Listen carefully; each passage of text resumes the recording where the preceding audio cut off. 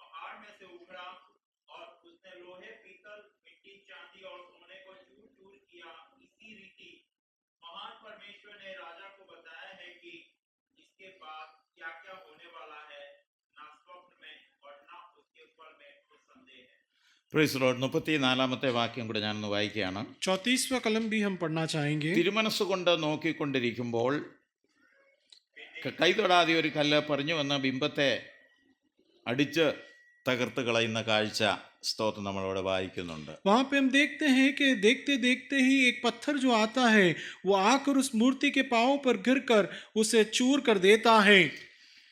കല്ല് എവിടെ നിന്ന് വന്നെന്ന് പറഞ്ഞിട്ടില്ല. पत्थर कहाँ से आया ये तो नहीं कहा गया, കൈ തൊടാത്ത കല്ലെന്നാണ് നമ്മൾ വായിച്ചത്. लेकिन हाथ से न छुआ हुआ पत्थर है।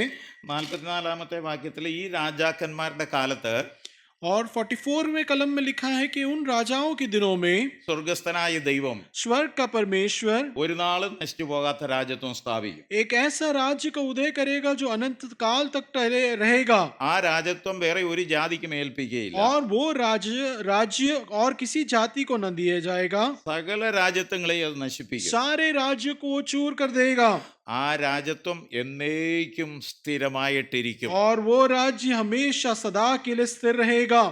അങ്ങനെ ഒരു രാജ്യമാണ് നമ്മുടെ ഹൃദയത്തിന്റെ അകത്തുള്ള പ്രത്യാശ എന്ന് പറയുന്നത്. ऐसा एक राज्य तो है जो हमारे हृदय की एक आशा है। ആ കല്ല് വരുന്നതിനും രാജ്യം സ്ഥാപിക്കുന്നതിനും മുൻപ് वो पत्थर आए और वो राज्य का स्थापना हो उससे पहले സഭയെ ഇവിടെ നിന്ന് കർത്താവ് അതിന്റെ സ്ഥലത്തേക്ക് കൊണ്ടുപോകുമെന്നുള്ളതാണ്. कलीसिया को यहाँ से परमेश्वर उठाकर अपने जगह तक पहुंचा देगा। സഭ ഇവിടുന്ന് പോയി അവിടെ കൊണ്ടുവന്ന് പ്രതിഫലമൊക്കെ വീതിച്ചു കൊടുക്കുന്നു. कलीसिया को लिया जाएगा और वहां पे उसे प्रतिफल दिया जाएगा। ശേഷം ഇവിടെ 7 വർഷക്കാലത്തെ ഒരു വാഴ്ചകൾ നടക്കുന്നു. उसके बाद 7 साल का यहाँ पे एक राज्य रहेगा। 3.5 വർഷം സമാധാനമായി പോകുന്നു. 3.5 साल शांति पूर्वक रहेगा 3.5 വർഷം ഭരണമൊക്കെ കഠിനമായി പോകുന്നു. और 3.5 साल शासन जो है कठोरता में रहेगा। അവസാനത്തെ 3.5 വർഷത്തിൽ ബാക്കി കാര്യങ്ങളൊക്കെ നടക്കുന്നു. और अंत के 3.5 साल में शेष सारे कार्य रहेंगे।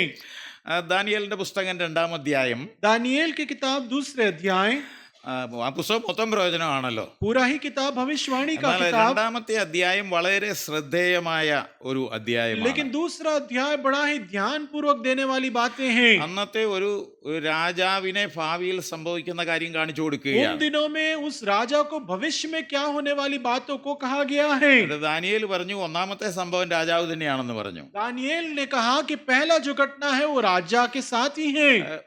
വ്യത്യസ്തമായ വസ്തുക്കൾ കൊണ്ടുണ്ടാക്കിയ ഒരു പ്രതിമയാണ് രാജാവ് സ്വപ്നം കണ്ടത്. अलग अलग धातुओं से बनाया हुआ एक मूर्ति के बारे में कहा गया है। പലതരത്തിലുള്ള ലോഹങ്ങളാണേലും അത് ശക്തമായിരുന്നു. अलग अलग धातुओं से है लेकिन वो शक्तिमान है। ഓരോ കാലഘട്ടത്തിലും ഭരിക്കുന്നവർ വളരെ ശക്തന്മാരായിരിക്കും എന്നുള്ള കാര്യം കൂടെ നമുക്ക് അതിൽ നിന്ന് और उसमें से മനസ്സിലാക്കാം. ये भी पता चलता है कि एक एक युग में जो राज्य करेगा मर्द वो बड़े वो- सर्वशक्तिमान रहेंगे। മറന്നുപോയെങ്കിൽ വേഗത്തിൽ ഞാൻ 1-2 കാര്യം അത് भूल ഓർമ്മിച്ചു गए तो मैं जल्द से याद दिलाऊं। ബിംബത്തിന്റെ സ്വർണ്ണത്തല ബാബേലിന്റെ ഭരണകാലമായിരുന്നു. और जो मूर्ति का जो स्वर्ण से बनाया हुआ सर है वो बाबेल राज्य है। നെഞ്ചും കൈയും വെള്ളി കൊണ്ടുള്ളത്, छाती और हाथ तो चांदी से बनाया हुआ, ബാബേലിനേക്കാൾ അല്പം കൂടെ താണ ഒരു ഭരണ സംവിധാനം. बाबेल से थोड़ा सा कम रहने वाला एक शासन, അത് പേർഷ്യൻ സാമ്രാജ്യമാണ്. वो फर्सियों का साम्राज्य है, വയറും തുടയും താമ്രം, और पीतल से बनाया हुआ उसका पेट और झांझे, അത് ഗ്രീസിന്റെ ഭരണകാലമാണ്. वो जो ग्रीस या यूनानी साम्राज्य का है, പിന്നെ ഇരുമ്പും കളിമണ്ണും ചേർന്ന പാദങ്ങൾ, और लोहे और मिट्टी से बनाए हुए पांव, അത് റോമൻ ഭരണാധിപത്യവും തുടർന്ന് ഇപ്പോൾ നടന്നുകൊണ്ടിരിക്കുന്ന ചേരാത്ത वो ഭരണങ്ങളുമാണ്. रोमी साम्राज्य और उसके साथ मिलकर अब जो चलने वाले शासन है. കളിമണ്ണ് കൊണ്ടുള്ള കാലില് 10 വിരലുകളുണ്ട്. मिट्टी से बनाए हुए पांव में 10 उंगलियां हैं. നമുക്കറിയാം നമ്മുടെ എല്ലാവരുടെയും കാലയില് 10 വിരല് ഉണ്ടെന്നുള്ളത് हम सब നമുക്കറിയാം. जानते हैं हमारे पांव में भी 10 ही उंगलियां हैं. അതങ്ങനെ പറഞ്ഞെന്ന് മാത്രമേ ഉള്ളൂ. वो केवल इस समान लिखा ही പക്ഷേ है. ഈ ബിംബത്തിലെ 10 വിരലുകൾ എന്ന് പറയുന്നത് लेकिन इस मूर्ति के 10 उंगलियां जो कहे, റോമൻ ഭരണത്തിന് ശേഷം रोमी साम्राज्य के बाद ഏകദേശം ലോകശക്തികൾ 10 വിഭജിക്കപ്പെട്ടു പോയി. संसार की जो शक्तियां हैं कुछ करीबन 10 अलग अलग के रूप में बांट दिए गए. അത് യൂറോപ്യൻ ശക്തികളും മറ്റ് ലോക രാജ്യങ്ങളും എല്ലാം കൂടെ ചേരുന്ന ഒരു 10 തരം ശക്തികളായിട്ട് ഇപ്പോൾ നിലവിലുണ്ട്. यूरोपियन राज्य और उसके साथ अलग अलग इस समान 10 विभिन्न जो राज्य हैं. ഇരുമ്പിന്റെ കാലം റോമൻ ഭരണാധിപത്യത്തോടെ അവസാനിച്ചു പോയി. लोहे का जो राज्य था वो रोमी सरकार के साथ ही खत्म हो गया. അവരെ കൊണ്ട് പറ്റാവുന്ന അത്രയും ദുർഭരണം കാഴ്ചവെച്ചു. जितना हो सके उतना खराब राज्य उन्होंने किया.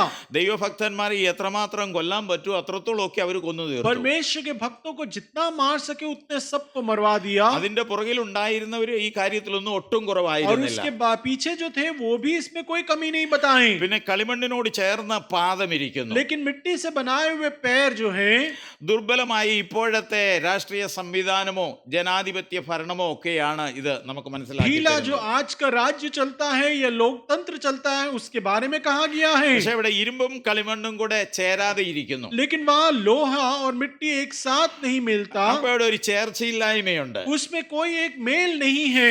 എല്ലാ രാജ്യക്കാരും ഒന്നിച്ച് നിൽക്കാൻ താല്പര്യപ്പെടുന്നു. सारे राज्य एक साथ खड़े रहने की इच्छा तो रखते हैं. പക്ഷെ ഇന്നും ആരെ കൊണ്ടും ആരെയും ഒന്നിച്ച് നിർത്താനായിട്ട് लेकिन പറ്റുന്നില്ല. आज भी कोई भी एक साथ खड़ा नहीं रह सकता है. ഇന്നത്തെ അമേരിക്കയെ നോക്കിക്കേ. यहाँ की अमेरिका को देखें, ഒരു മാസം ഇന്ത്യക്കാരുടെ കൂടെ ചേർന്ന് വരും. एक समय भारत के साथ मेल लेंगे. അത് കഴിയുമ്പോ ഇന്ത്യയുടെ ശത്രുവായ പാകിസ്ഥാന്റെ അടുത്തോട്ട് उसके ചേർന്ന് बाद പോകും. भारत का शत्रु पाकिस्तान के साथ हाथ मिलाएंगे. എന്നാണേലും ഇപ്പൊ എല്ലാം അവിയൽ अब तो പരുവത്തിലാക്കിയിട്ടുണ്ട്. देखो सब कुछ एक ऊंधियो समान बन चुका है. ഒരു രാജ്യക്കാർക്കും ഭരണം കൊണ്ടുപോകാൻ കഴിയാത്ത ഒരു സാഹചര്യം. एक भी राज्य अपने आप से शासन ना कर सके ऐसा एक समय. ഭരണം കൊണ്ടുപോകുന്നുണ്ട്. और शासन तो करते പക്ഷെ हैं. ഈ 10 ശക്തികളെ ഒന്നിച്ച് നിർത്താനായിട്ട് ആർക്കും പറ്റുന്നില്ല. लेकिन ये 10 शक्तियों को एक साथ कोई खड़ा नहीं रख पाता है. ഒരു ഉദാഹരണം പറഞ്ഞാല് एक उदाहरण कहूँ तो ഇറാന്റെ ആയുധശേഖരം ഒക്കെ ഇല്ലാതാക്കണമെന്നാണ് അമേരിക്ക പറയുന്നത്. अमेरिका तो ये चाहता है कि ईरान के सारे जो शस्त्र है वो खत्म कर दें. അതിനു വേണ്ടിയിട്ടാണ് അവർ യുദ്ധം നടത്തുന്നത്. उसके लिए वो युद्ध भी कर रहे എന്നാൽ हैं. നമുക്ക് ഒന്നിച്ചു പോകാന്നൊക്കെയാ പറയുന്നത്. लेकिन फिर भी कहते हैं एक साथ चलते हैं. അവര് തവിടുപൊടിയായിട്ട് അവരുണ്ടോ ഈ കാര്യം സമ്മതിക്കുന്നു? क्या वो बातियों को मानते हैं? അവർ മാനിക്കുന്നതേ ഇല്ല ഈ वो കാര്യം. बातों को मानते ही नहीं है. ഇന്ത്യക്കാരും എല്ലാം കൂടെ ചേർന്ന് പോട്ടെ എന്ന് പറയുന്നു. भारत भी कहता है कि सब एक साथ मिलकर चलें. ഇവിടെ ചേർച്ചയില്ലല്ലോ, പിന്നെയല്ലേ എല്ലാരും കൂടെ ചേർത്തോണ്ട് यही പോകുന്നത്. एकता नहीं तो सबको एक साथ कैसे चलाएंगे? ഇത് നമ്മുടെ ഇവിടുത്തെ കാര്യം മാത്രമല്ല, केवल यहाँ की बात नहीं, മുഴുവൻ ലോക രാജ്യങ്ങളുടെയും ഗതി അതാണ്. सारे संसार के राज्यों की गति यही है. ഇരുമ്പും കളിമണ്ണും ചേരാത്തതുപോലെ ഇവര് തമ്മിൽ ചേരാതെ ഭരിച്ചങ്ങ് മുമ്പോട്ട് പോകും. लोहा और मिट्टी एक साथ न मिले ऐसे ही ये लोग भी एक साथ मिले बिना शासन कर रहे हैं. കർത്താവിന്റെ രാജ്യം ഇവിടെ സ്ഥാപിക്കപ്പെടുന്നത് വരെ ഇതിങ്ങനെ प्रभु का പോയിക്കൊണ്ടേയിരിക്കും. राज्य जब तक यहाँ स्थापित न हो जाए ये बात ऐसे ही चलती जाएगी. എത്ര കാലം ഇതിങ്ങനെ പോകുമെന്നൊന്നും कितने നമുക്കറിയില്ല. साल तक ये जाएगा हम नहीं जानते. എത്ര കാലം ഇതിങ്ങനെ പോയാലും വേണ്ടില്ല, കർത്താവിന്റെ വരവിന് വേണ്ടി നമ്മൾ ഒരുങ്ങിയിരിക്കുക कितने എന്നുള്ളതാണ്. साल ये चलने दो, लेकिन परमेश्वर के आगमन के लिए हम बाट जोते रहे. നമ്മുടെ ഈ തലമുറയിൽ കർത്താവിന്റെ വരവ് സംഭവിക്കുന്നെങ്കിൽ हमारे इस पीढ़ी में अगर परमेश्वर का आगमन होता है तो മധ്യാകാശത്തിലെ വരവാണ് ഞാൻ പറയുന്നത്. ഇപ്പോൾ मध्य आकाश में आगमन की बातों को कहता കർത്താവ് हूँ. താൻ ഗംഭീരനാദത്തോടും परमेश्वर अपने गंभीर तुरही के പ്രധാന साथ, ദൂതന്റെ ശബ്ദത്തോടും प्रधान स्वर्गदूत के आवाज के साथ, ദൈവത്തിന്റെ കാഹളത്തോടും കൂടെ വരുമ്പോൾ परमेश्वर की तुरही को फूंक कर जब वो ആ आएगा, കർത്താവിൽ മരിച്ച മൃതന്മാർ ആദ്യം എഴുന്നേറ്റ് प्रभु വരും. में जो मृत्यु को पाए वो पहले उठेंगे. നൊടി നേരത്തിനുള്ളിൽ ജീവിക്കുന്ന വിശുദ്ധന്മാരുടെയും രൂപാന്തരം क्षण भर സംഭവിക്കും. में जो जीने वाले पवित्र संत गण भी रूपांतरण रूपांतरण ഈ होंगे। ഭൗമിക ശരീരം വിട്ട് സ്വർഗീയമായ ശരീരം നമ്മൾ ധരിക്കും. ये पार्थिव शरीर को यहाँ छोड़ते हुए स्वर्गीय शरीर का धारण करेंगे। ഇതെല്ലാം കണ്ണടച്ചു തുറക്കുന്ന മാത്രയിൽ സംഭവിക്കും. ये सब आंख के पलके में ही हो जाएंगे। ജീവിച്ചിരുന്ന വിശുദ്ധന്മാരും മരിച്ച വിശുദ്ധന്മാരും ഒരുമിച്ച് കർത്താവിന്റെ കൂടെ जीवित और അങ്ങോട്ടാകും. मृत्यु जो भी संतगण थे वो सब परमेश्वर के साथ मिला दिया जाएंगे। അതിനു വേണ്ടിയിട്ടാണ് നമ്മൾ उसी के കാത്തിരിക്കുന്നത്. लिए तो हम बाट जोते हैं। ഇവിടെ ഏത് ക്രൂര ഭരണം വന്നോ അതിനെ കുറിച്ച് നമ്മൾ यहाँ ആലോചിക്കേണ്ട. जितना भी क्रूरता की शासन आए उसके बारे में ना പിന്നെ सोचें, കാര്യങ്ങൾ നമ്മളൊന്ന് മനസ്സിലാക്കിയിരിക്കണം. लेकिन बातों को जरा हमें समझना है। ആര് ഭരിച്ചാലും എന്ത് സംഭവിച്ചാലും വേണ്ടില്ല. कोई भी शासन करे कुछ भी हो जाए चलेगा। കാഹളം ധ്വനിക്കുമ്പോൾ നമുക്ക് രൂപാന്തരം तुरही ഉണ്ടാകണം. फुकाएगा जाएगा तो हमें रूपांतरण आना ആ है। രൂപാന്തരം ഉണ്ടാകണമെങ്കിൽ उस रूपांतरण में होना है तो റോമാലേഖനം 12-ാം അധ്യായത്തിന്റെ 1-2 വാക്യം വായിക്കുന്നത് പോലെ रोमी पत्रों के 12वें अध्याय का पहला और दूसरा कलम जैसे हम पढ़ते हैं। സഹോദരന്മാരെ, ഞാൻ ദൈവത്തിന്റെ മനസ്സിൽ ഓർപ്പിച്ച് നിങ്ങളെ हे പ്രബോധിപ്പിക്കുന്നത് भाइयों, मैं तुम्हें परमेश्वर के दया को स्मरण दिलाते हुए നിങ്ങൾ विनती करता ബുദ്ധിയുള്ള हूँ ആരാധനയായി कि अपनी शरीर बुद्धि एक समझ की आराधना നിങ്ങളുടെ ശരീരങ്ങളെ ജീവനും വിശുദ്ധിയും ദൈവത്തിന് പ്രസാദമുള്ള യാഗമായി സമർപ്പിക്കും. अपने 2-ാം വാക്യം. शरीर को जीवित और पवित्र और परमेश्वर को भावना बलिदान रूपी चढ़ाया ഈ जाए। ലോകത്തിന് അനുരൂപമാകാതെ इस संसार के सदृश न बने, നന്മയും പൂർണ്ണതയും പ്രസാദവുമുള്ള परंतु मन में नई ताजगी के साथ ദൈവഹിതമെന്ന് തിരിച്ചറിയേണ്ടതിന്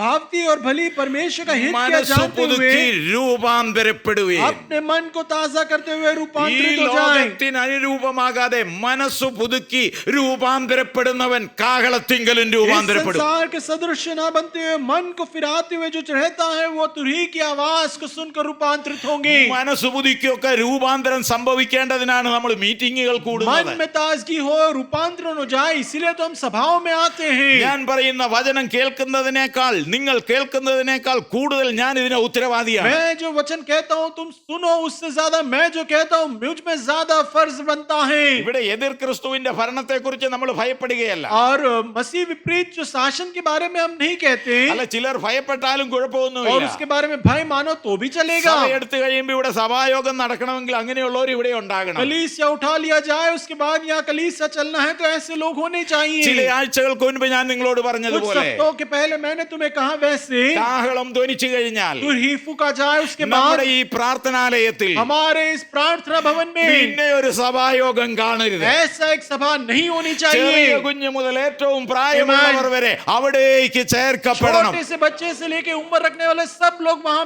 मिला दिए जाने അതിന്റെ चाहिए। പ്രത്യാശ നമ്മുടെ ഹൃദയത്തിൽ उसी ഉണ്ടാകണം. की आशा हमारे हृदय में बनी रहनी है। ഭാവിയിൽ ഒരു സ്വർഗീയ രൂപാന്തരം നമുക്കുണ്ടാകും. भविष्य में एक स्वर्गीय रूपांतरण होना है। അതുകൊണ്ട് ഈ ശരീരത്തിൽ നമ്മൾ ഇപ്പോൾ വചനപ്രകാരം രൂപാന്തരം വരുത്തിക്കൊണ്ടേയിരിക്കുകയാണ്. इसलिए वचन के आधार में हमारे शरीर में दिन प्रतिदिन रूपांतरण को लाते रहना है। ക്രിസ്തുവിന്റെ സ്വഭാവത്തിന് നമ്മൾ അനുരൂപരായി मसीह के തീർന്നുകൊണ്ടിരിക്കുകയാണ്. स्वभाव रूपी हमें अपने आप को बनाना है। കാരണം പാപവും പാപത്തിന്റെ പ്രമാണവും നമ്മുടെ ഈ क्योंकि ശരീരത്തിനകത്തുണ്ട്. पाप के नियम हमारे शरीर में है। നമ്മുടെ കർത്താവിനോട് നമ്മൾ അനുരൂപപ്പെടുകയാണ്. हमें हमारे परमेश्वर के रूप में बदलना है। ക്രിസ്തു യേശു എന്ന തലയോളം വളർച്ച പ്രാപിക്കുവിനെന്ന പൗലോസ് मसीह അപ്പോസ്തലൻ जो सिर പറയുകയാണ്. है उस समान अपने आप में बढ़ोतरी लाने के लिए प्रेरित पौलुस याद दिलाता है। നോക്കുക, ഇവിടെ ഒന്നിച്ച് ചേർക്കുവാൻ കഴിയാത്ത ഭരണ സംവിധാനമാണുള്ളത്. देखो यहाँ एक साथ न मिलाए ऐसे एक शासन में है। ഒരു ദിവസം സമാധാനത്തിന്റെ കരാർ ഉണ്ടാക്കും. एक दिन शांति का करार लिखते അവിടെ हैं। കരാർ എഴുതിക്കൊണ്ടിരിക്കുമ്പോൾ തന്നെ ഇവിടെ മിസൈൽ വിടുകയാണ്. यहाँ करार लिख ही रहे, वहाँ मिसाइल फेंका जा रहा है। എവിടെ ഇത് ചേർന്നു പോകുന്നു? कहाँ ये मेल खाएगा? ഇവിടെ സകല മതത്തിനും സ്വാതന്ത്ര്യമുണ്ടെന്ന് പറയുന്നുണ്ട് यहाँ നമ്മുടെ നാട്ടിലെ. यहाँ कहते हैं हमारे देश में सारे धर्म को आजादी है। അത് പറഞ്ഞുകൊണ്ടിരിക്കുമ്പോൾ തന്നെ പള്ളികൾ ഇടിച്ചു പൊളിച്ചു वो കളയുകയാണ്. कहते कहते ही परमेश्वर के भवनों को तोड़ा जा रहा है। രാത്രിയിൽ ഉറങ്ങുന്ന സ്ഥലത്ത് ചെന്ന് മിഷനറിമാരെ പിടിച്ചുകൊണ്ട് रात को പോവുകയാണ്. सोते हैं वहाँ मिशनरियों को पकड़ कर ले जाते हैं। ഒരിക്കലും ചേരാത്ത ഒരു സംവിധാനം ഈ ലോകത്തിൽ നടന്നുകൊണ്ടിരിക്കുന്നു. कभी भी मेल ना खाए ऐसे एक शासन में हम हैं। ദൈവത്തിന്റെ നേതൃത്വമില്ലാത്ത ഭരണ സംവിധാനം ഒരിക്കലും തമ്മിൽ ചേർന്നു പോകുകയില്ല. परमेश्वर का नेतृत्व ना हो ऐसा शासन कभी भी मेल नहीं खा सकता। അതുകൊണ്ട് ചേർന്നു പോകുന്ന ആ നല്ല രാജ്യത്തിന് വേണ്ടിയാണ് നമ്മൾ इसलिए കാത്തിരിക്കുന്നത്. जो एक मेल लेने वो राज्य की ही तो हम बाट जोते हैं। ഇതിനെല്ലാം ഒന്നിച്ചു നിർത്തുന്നതിന്റെ ഭാഗമായി ये सबको एक साथ खड़े रहने के भाग में ഒരൊറ്റ കറൻസി കൊണ്ടുവരുവാനായിട്ട് ഇവരെല്ലാം കൂടെ ये लोग ആലോചിച്ചു. ये भी सोचते हैं कि सबको एक ही करेंसी में ले आए।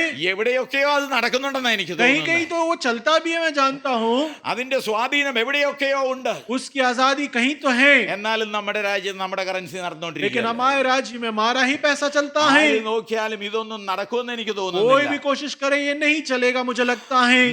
നടത്താമെന്നൊക്കെ പറയാം. चलाएंगे चलाएंगे कहते പക്ഷേ हैं, കർത്താവ് വരാതെ ഇതൊന്നും ഇവിടെ लेकिन നടപ്പാകില്ല. परमेश्वर के आगमन ना हो तब तक ये बातें नहीं होगी. 35-ാമത്തെ വാക്യം, ദാനിയേൽ 2:35. दानियेल 2:35. ആ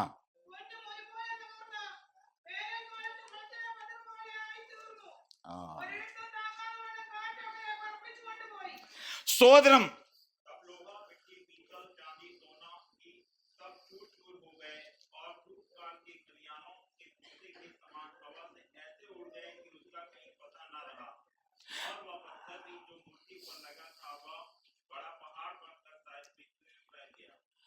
കൈതൊടാതെ വന്ന കല്ല് ബിംബത്തെ അടിച്ച് പൊടിയാക്കി തകർത്ത് കളഞ്ഞെന്നാ हाथ എഴുതിയത്. से न बनाया हुआ पत्थर जो है आकर इस मूर्ति पे गिरता है और मूर्ति को चूर चूर कर देता है. അതെങ്ങനെ പറന്നു പോയെന്നാ वो എഴുതിയിരിക്കുന്നത്. कैसे उड़ गया कहते हैं,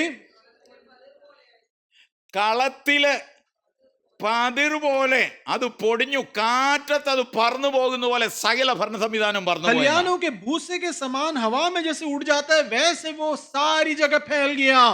കർത്താവിന്റെ രാജ്യം സ്ഥാപിക്കുമ്പോൾ परमेश्वर का राज्य की स्थापना होगी तब ഇപ്പോൾ കാണുന്ന ഒരു ഭരണത്തിന്റെ ഒരു ചെറിയ അടയാളം പോലും ഇവിടെ ഉണ്ടാവുകയില്ല. अब जो दिखने वाला शासन का एक छोटा सा चिन्ह भी कहीं ना दिखेगा അതിനെ പാടെ ഇല്ലായ്മ ചെയ്തു കളയുമെന്നാണ് और പറയുന്നത്. उसको जो है पूरा ही खत्म कर दिया जाएगा. മത്തായി എഴുതിയ സുവിശേഷം 6:10 വാക്യത്തിൽ നമ്മൾ मत्ती വായിക്കുന്നത്, 6 के सुसमाचार में यही तो हम पढ़ते हैं, നിന്റെ രാജ്യം വരേണമേ, तेरा राज्य आ जाए, നിന്റെ ഇഷ്ടം സ്വർഗത്തിലെ പോലെ ഭൂമിയിലുമാകണമേ. तेरा इच्छा स्वर्ग में जैसे वैसे इस पृथ्वी में हो जाए. രാജ്യവും ശക്തിയും മഹത്വവും എന്നേക്കും നിനക്കുള്ള. राज्य शक्ति और महिमा हमेशा के लिए तेरे साथ बना रहे. സകല രാജ്യവും ശക്തിയും മഹത്വവും ഇന്നത്തെ മനുഷ്യൻ എടുത്തുകൊണ്ടിരിക്കുകയാണ്. सारे राज्य की महिमा आज मनुष्य लिए जा रहा है. മനുഷ്യൻ എടുക്കുന്ന സകല മഹത്വത്തെയും കളത്തിലെ പൊടി പോലെ ഭരണ സംവിധാനങ്ങളെയും തമ്പുരാൻ പറപ്പിച്ചു കളയും. मनुष्य जो कोई महिमाएं लेते हो खलियाने के भूसे के समान परमेश्वर उड़ा देगा. ആ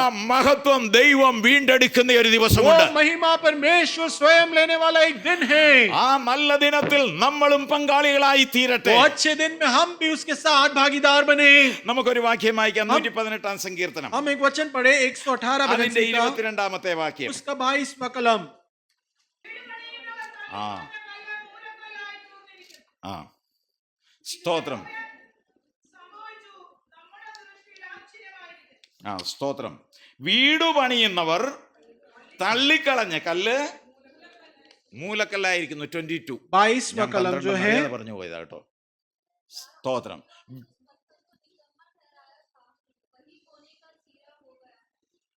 വീട് പണിയുന്നവർ തള്ളിക്കളഞ്ഞ കല്ല് മൂലക്കല്ലായി തീർന്നു. യേശു ക്രിസ്തുവിനെ കുറിച്ചാണ് പറയുന്നത്. यीशु मसीह में के बारे में कहा जा रहा है कि राजमिस्त्रियों ने जिस पत्थर को ठुकरा दिया था ആ वही अब सिरे का കല്ലാണ് कोना കൈ बना. തൊടാതെ പറഞ്ഞു വരുന്നത്. वही एक पत्थर है जिसे किसी ने छुआ नहीं है. അതിന്റെ പിൻപിൽ ഒരു കൈയുടെയും പ്രവൃത്തി वो ഉണ്ടായിട്ടില്ല. इसके पीछे किसी के हाथ का कार्य नहीं हुआ.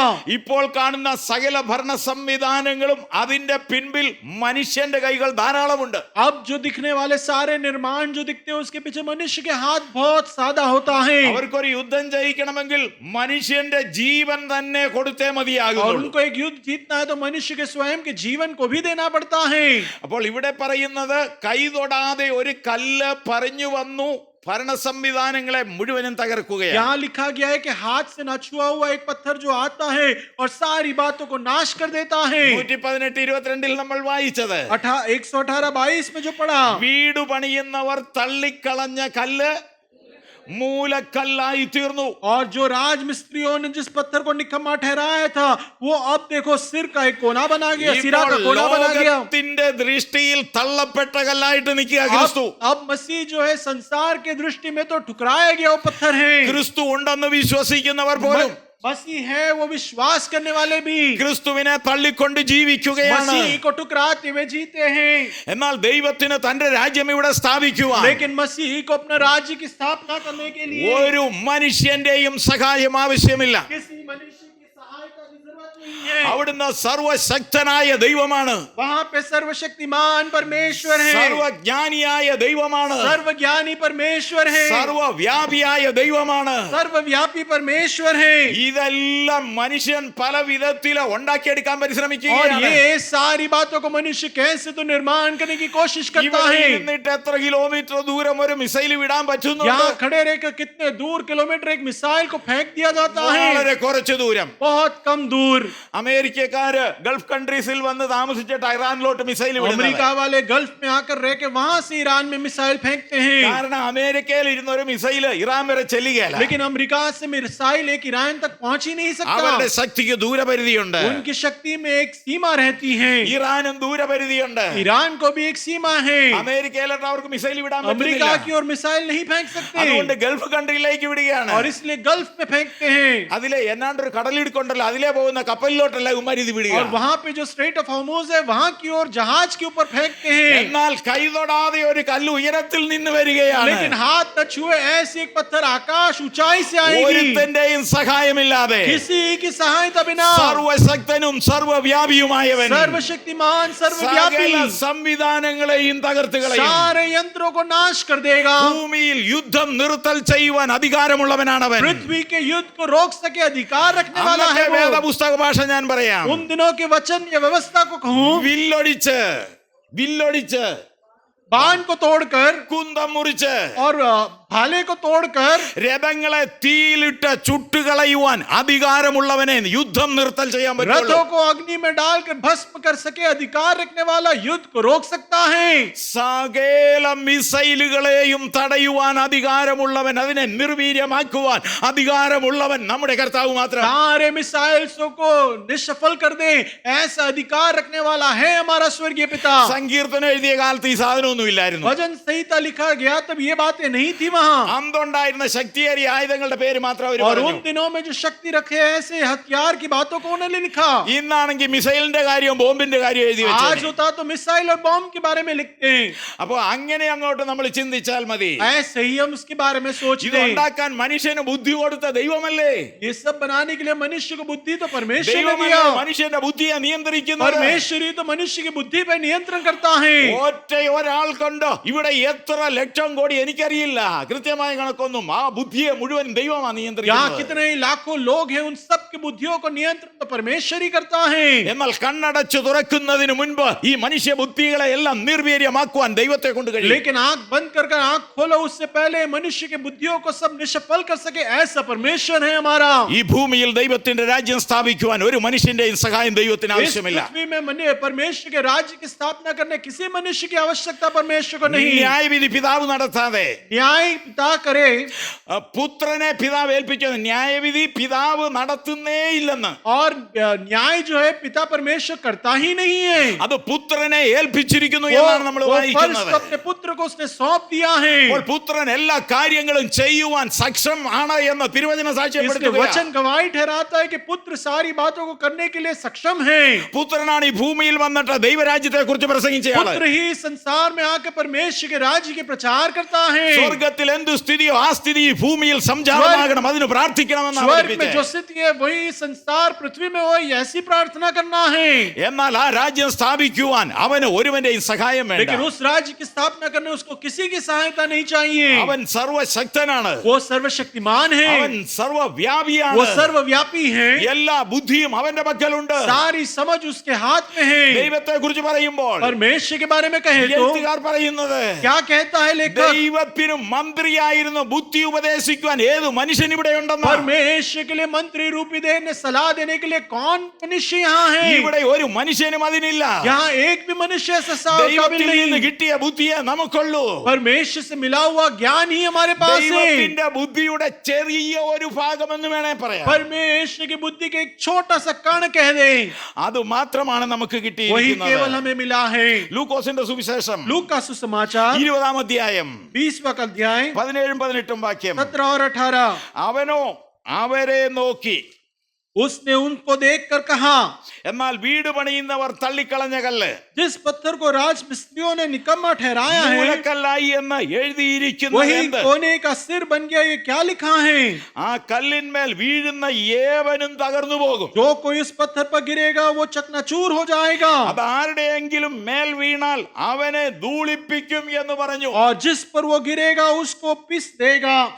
ആരെങ്കിലും ആ കല്ല് വീണാലും കുഴപ്പമാണ്, കല്ല് ആരുടെയെങ്കിലും മേൽ വീണാലും കുഴപ്പമാണ്. कोई उसके ऊपर गिरे या पत्थर किसी पे गिरे, सबके लिए वो तकलीफ അവനെ है। ധൂളിപ്പിച്ചു കളയുമെന്നാണ് പറഞ്ഞിരിക്കുന്നത്. उसे पीस दिया जाएगा लिखा है। നമ്മൾ ദാനിയേലിന്റെ പുസ്തകത്തിൽ വായിച്ചത് दानिയേल की किताब में हमने जो पढ़ा, ആ കല്ല് वो पत्थर പറന്നു വന്ന് ഈ ബിംബത്തെ ഇടിച്ചു പൊടിയാക്കിയെന്ന്. उड़कर आकर उस मूर्ति के ऊपर गिरकर उसे भूसा बना देता है, വേനൽക്കാലത്തിലെ കളത്തിലെ പൊടി പോലെ മുഴുവനും പറപ്പിച്ചു കളഞ്ഞു എന്ന് और भूसे के എഴുതിയിരിക്കുന്നത്. समान उसे पूरा ही उड़ा दिया गया।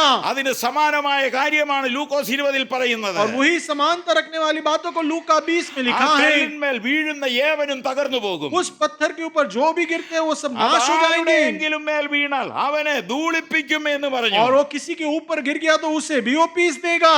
സകല ഭരണ സംവിധാനങ്ങളെയും സാമ്രാട്ടിനെയും തകർക്കുവാൻ ഇവിടെ ഒരു മനുഷ്യന്റെയും ആവശ്യം ദൈവത്തിനില്ല. सारे राज्य के शासन को नाश करने मनुष्य में से किसी की जरूरत परमेश्वर को नहीं, കാരണം നമ്മുടെ ദൈവം അങ്ങനെ മഹാനും ശക്തനുമായ क्योंकि ദൈവമാണ്. हमारा परमेश्वर ऐसा शक्तिमान और महान है। അവൻ അത്ഭുത മന്ത്രി, वो अद्भुत मंत्री है, വീരനാം ദൈവം, वीरमय परमेश्वर, നിത്യപിതാവ്, नित्य पिता परमेश्वर, ആധിപത്യം അവന്റെ തോളിൽ ഇരിക്കുന്നു. और उसके ऊपर सारे अधिकार हैं। അവനെയാണ് നമ്മൾ പിതാവ് എന്ന് വിളിക്കുന്നത്. उसी को हम पिता बुलाते അവിടുന്നാണ് हैं, നമ്മുടെ വീണ്ടെടുപ്പുകാരൻ. वहीं से हमारा उद्धार ഈ करता है। നാശലോകത്തിൽ അവന്റെ പ്രത്യാശയോടെയാണ് നമ്മൾ इस ജീവിക്കുന്നത്. नाश में संसार में उसी पे अपनी आशा को रख के हम जीते हैं। ദൈവരാജ്യം ഇവിടെ സ്ഥാപിക്കപ്പെടുവാൻ परमेश्वर का राज्य स्थापना होने, മനുഷ്യന്റെ ഒരു ഉപാധിയുടെയും ആവശ്യം ദൈവത്തിനില്ല. मनुष्य की किसी की जरूरत नहीं परमेश्वर അവിടുന്ന് को, സർവശക്തനാണ്. वो सर्वशक्तिमान है। മനുഷ്യന്റെ സകല ബുദ്ധികളും ദൈവം മുൻപാകെ നിർവീര്യമായി मनुष्य की പോകും. सारी बुद्धि परमेश्वर के सामने निष्फल हो जाएगी। ഇപ്പോഴിവിടെയുള്ള अब यहाँ जो है ഗോഡ്ലെസ് കിങ്ഡത്തിന്റെ परमेश्वर रहित पर राज्य സകല में അധികാരത്തെയും सारे अधिकार को ചക്കനാചൂറാക്കുന്ന ഒരു ദിവസം നമ്മുടെ മുൻപിലുണ്ട്. चकनाचूर करे ऐसा एक दिन हमारे आगे है। ആരാണ് നമ്മുടെ ദൈവം? कौन है हमारा परमेश्वर? യിരെമ്യാ പ്രവാചകന്റെ പുസ്തകം 5-ാം അധ്യായം यिर्मयाह नबी की किताब 5वां अध्याय 22-ാമത്തെ വാക്യം. 22वां कलम, കടലിന് കവിഞ്ഞുകൂടാതെ വണ്ണം നിത്യപ്രമാണമായി മണൽ കൊണ്ട് അതിർവരമ്പ് വിരിച്ചവനാണ് നമ്മുടെ ദൈവം. और समुद्र के किनारे के पानी ना लहर बाहर ना आ जाए ऐसा सीमा बांधने वाला हमारा परमेश्वर है। കരയെ വിഴുങ്ങുവാൻ കടൽ ഇരമ്പിപ്പാഞ്ഞു വരുമ്പോൾ किनारे को निगलने के लिए समुद्र जो पानी को बहा कर आता है ഇവിടെ तब വരെ മതി എന്ന് പറഞ്ഞ് അതിനോട് കൽപ്പിച്ചവനാണ് നമ്മുടെ बस കർത്താവ്. यहाँ तक ये आज्ञा देकर वहां लहरों को रोकने वाला हमारा परमेश्वर। യെശയ്യാവ് 40-ന്റെ 10-ാമത്തെ വാക്യം. यशायाह 40 का 10वां कलम, ഇതാ യഹോവയായ കർത്താവ് ബലശാലിയായി വരുന്നു. देखो परमेश्वर यहोवा बल के बलवंत होकर आता है, അവന്റെ ഭുജം അവന് വേണ്ടി ഭരണം ചെയ്യുന്നു. और उसका भुज बल उसके लिए शासन करता ഇതാ है, കൂലി അവന്റെ പക്കലും പ്രതിഫലം അവന്റെ और കയ്യിലുമുണ്ട്. वेतन और प्रतिफल उसके हाथ में है, അവന്റെ ഭുജം അവന് വേണ്ടി ഭരണം ചെയ്യും. और उसकी मजदूरी उसके लिए काम करेगा। അവന്റെ ഭരണത്തിന് വേണ്ടി ഒരു മനുഷ്യനെ കൊണ്ടുവന്നല്ല എഴുതിയിരിക്കുന്നത്. वहाँ ऐसा नहीं लिखा है कि उसके शासन के लिए कोई मनुष्य അവൻ ले आए, ബലശാലിയായി വരുന്നു. वो जयशाली बनकर आ रहा ദൈവത്തിന്റെ है। ഭുജം ദൈവത്തിന് വേണ്ടി ഭരണം ചെയ്യുമ്പോൾ परमेश्वर का भुज बल उसके लिए शासन करता है, കൂലിക്കാർക്കെല്ലാം तब കൊടുക്കാനുള്ള കൂലി ദൈവത്തിന്റെ പക്കലുണ്ട്. मजदूरी के लिए जिसको देना है उसके पास, देने പ്രതിഫലം पैसा उसके അവിടുത്തെ पास है, കൈകളിൽ വെച്ചിരിക്കുന്നു എന്നാണ് വായിക്കുന്നത്. प्रतिफल उसके हाथ में लिखा गया है। ഒരു कहाँ? ഇടയനെ പോലെ एक चरवाह के रूप അവൻ में തന്റെ ആട്ടിൻകൂട്ടത്തെ മേയിക്കും. अपने भेड़ों को वो चलाएगा, കുഞ്ഞാടുകളെ ഭുജത്തിലെടുക്കും. और छोटे बच्चों को भेड़ों को अपने हाथों में ചേർത്ത് लेंगे, വഹിക്കും. अपने सीने के पास തള്ളകളെ रखकर, പതുക്കെ നടത്തുകയും और ചെയ്യും. दूध देने वाली पिलाने वाली माँ को धीरे हमारा धीरे दैव चलाएगा। हमारा। ये हमारा परमेश्वर है। ചെറുതിനെയും വലുതിനെയും എല്ലാം പോറ്റി പുലർത്തുന്നവനാണ് നമ്മുടെ छोटे കർത്താവ്. बड़े सबका पालन पोषण करके चलाने वाला തന്റെ परमेश्वर ഉള്ളം കൈകൊണ്ട് अपने हाथों से സമുദ്രത്തിന്റെ വെള്ളത്തെ അളന്നു समुद्र के നോക്കുന്നവനാണ്. पानी को माप कर देखने वाला परमेश्वर, ചാണുകൊണ്ട് ആകാശത്തെ और അളക്കുന്നവനാണ്. अपने हाथों से आकाश का माप लेता है,